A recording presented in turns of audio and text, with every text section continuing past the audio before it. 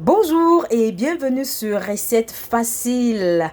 Bonsoir ou salut, peu importe d'où vous nous regardez aujourd'hui. Alors, on va réaliser quelque chose de très facile, mais de très important dans les repas, pas seulement africains, hein, j'allais dire, parce que de plus en plus, il y en a qui aiment la sauce piquante ou la trempette piquante. De plus en plus, il y a plusieurs nationalités qui aiment bien accompagner leur repas avec du piquant. Et ma foi, c'est pas facile à réaliser. Des fois, on n'aime pas trop le goût, des fois, on n'apprécie pas. Et il y a des piments, hein, assurez-vous, qu'on aime beaucoup. Pourquoi? Parce que le goût est différent de ce qu'on a l'habitude de rencontrer dans les mets. Alors, pour réaliser notre recette, de quoi on a besoin? Du piment, bien sûr. Alors, moi, je ne complique pas quand je fais mon piment que tout le monde autour de moi apprécie. Je ne mets pas beaucoup d'ingrédients. Des oignons, des épices, du ginseng que la plupart certains reconnaîtront. Là, c'est les rondelles. Ail, bien sûr. Voilà, c'est tout ce dont on a besoin. Ensuite, on va ajouter de l'eau pour faire cuire le tout pendant quelques minutes. Ensuite, on va tout mixer.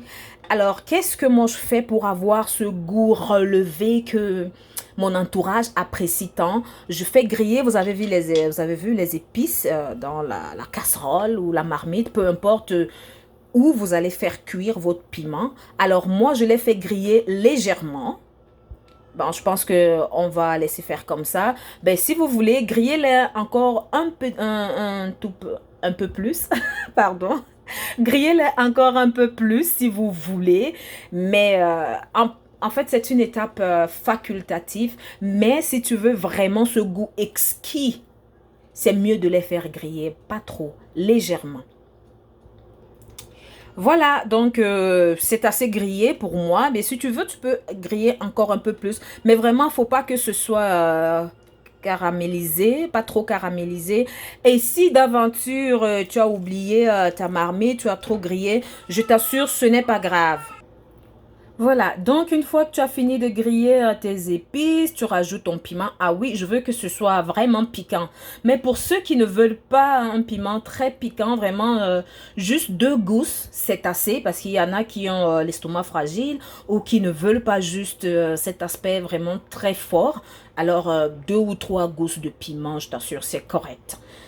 Ça va le faire, mais là c'est pour... je veux que ce soit vraiment très fort. Alors voilà, en plus tu peux rajouter des oignons aussi. Si c'est très piquant, tu peux rajouter des oignons, ça va atténuer cet effet très piquant. Alors j'ai couvert d'eau, tu couvres d'eau à hauteur de tes épices. Ensuite, tu recouvres avec ton couvercle normal et tu laisses cuire le tout pendant 10 à 15 minutes. Alors, quelques minutes plus tard, voici notre piment qui est déjà qui est en pleine ébullition. Alors, à cette étape-ci déjà, on peut arrêter la cuisson et mixer le tout. Ou encore, si on préfère, on peut laisser sécher hein, on peut laisser sécher complètement. Pas brûler, c'est pas la même chose. Juste laisser sécher complètement. Mais moi, je vais encore laisser sécher un tout petit peu parce que j'aime bien que le piment cuise pendant longtemps. C'est important aussi pour des gens qui ont des problèmes gastriques avec le piment parce qu'il y en a, après avoir consommé le piment, on aurait dit un laxatif. On passe plus de temps aux toilettes qu'à apprécier le piment qu'on est en train le piment qu'on a mangé précédemment. Donc, on peut le laisser cuire un peu plus longtemps, je te dirais. Voilà, à cette étape-ci, j'estime que la cuisson, je peux arrêter la cuisson. Tu vois que l'eau, elle est un peu plus sèche que tantôt. Donc, voilà, j'arrête la cuisson et puis je vais mixer le tout. Voilà, alors pour mixer, alors voilà, on est prêt à mixer. Voilà, on est prêt à mixer, comme je disais tantôt. Qu'est-ce qu'on va juste rajouter du sel et une cuillerée à soupe d'huile. Vraiment juste une cuillerée. Ça va faciliter. En fait, ça va rendre notre piment onctueux. Tu peux l'écraser comme ça si tu veux, hein. Si tu ne veux pas ajouter cette cuillerée d'huile, il n'y a pas de problème. Mais ça va vraiment faire une différence. En fait, essaye de mettre côte à côte la mayonnaise et une compote de bébé, une compote d'enfant. Je suis sûre que tu en vois tous les jours. Tu vas voir que la compote a une texture différente de la mayonnaise qui est plus onctueuse. Voilà, c'est cet aspect-là que tu vas aller rechercher si tu ajoutes une cuillerée d'huile. Mais c'est vraiment à toi de voir. Si tu ne l'ajoutes pas, c'est pas plus grave. Ça ne change pas le goût, c'est juste le visuel là. Voilà, alors je vais mixer tout ça et on se retrouve tout à l'heure. Voilà, alors notre petite recette est terminée. Voici donc la pâte de piment dont je t'ai parlé tantôt. Non, je n'ai pas mis de l'huile là. Je voulais juste que tu apprécies l'onctuosité dont je te parlais tantôt.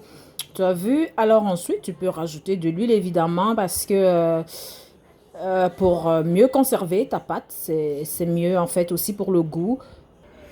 Pour le goût aussi, donc, tu devras rajouter un tout petit peu d'huile et du sel, évidemment, au moment de mixer ta pâte.